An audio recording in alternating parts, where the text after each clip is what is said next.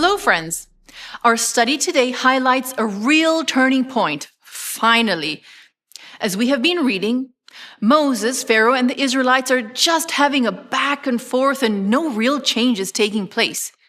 We heard about Moses' deep sense of incompetency yesterday, and things just seem to be at rock bottom.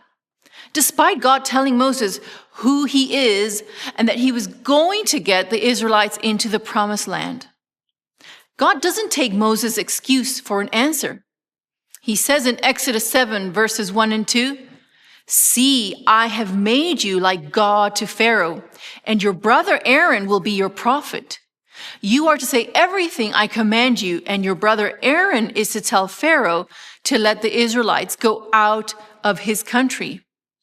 In other words, there is a new pecking order.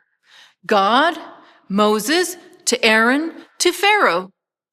And Pharaoh is no longer calling the shots. In fact, Pharaoh is going to start to see that he is just a mere mortal, not a god as he previously thought, because God is going to begin showing his own power. Pharaoh is no match for God. Another point I want to emphasize about these verses: when God says you have to speak his words, you do just that. We have no right to add, to take away, or change God's words.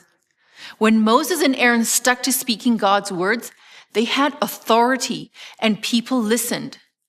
But as soon as they strayed from what God told them to do or say, they lost authority.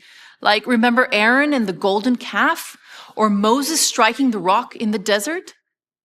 When God gives you a command, you better carry it out accurately and precisely, because that's what gives you authority and confidence. It's not your own authority.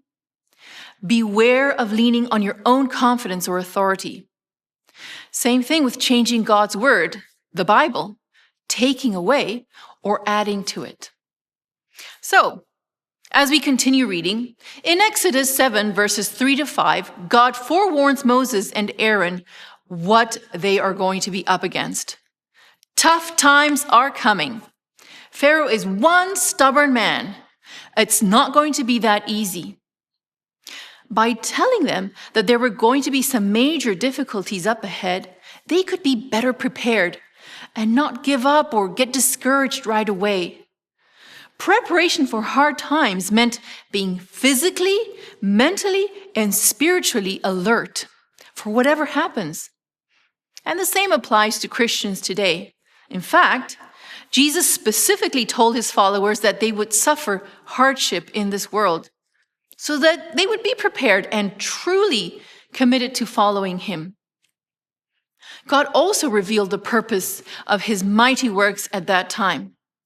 The first and most obvious one was in order to free his people from the bondage of Egypt. But just as importantly, the second purpose would be to reveal himself as a superior God to the Egyptians. And so we see a pivotal point in the turn of events. It's time for the plagues. And with that, we come to the end of our nugget for today. I'll see you tomorrow.